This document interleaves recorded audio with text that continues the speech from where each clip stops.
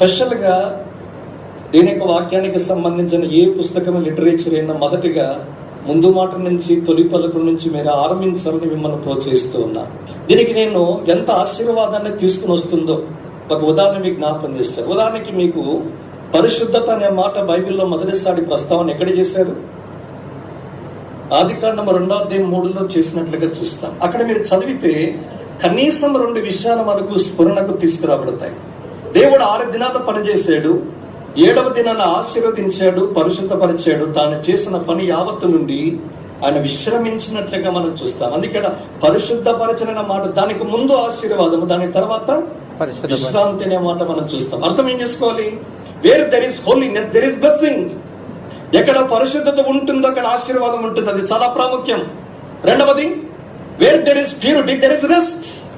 ఎక్కడ పరిశుద్ధత, ఎక్కడ కడుగుదల ఉంటుంది అక్కడ విశ్రాంతి ఉంటుంది.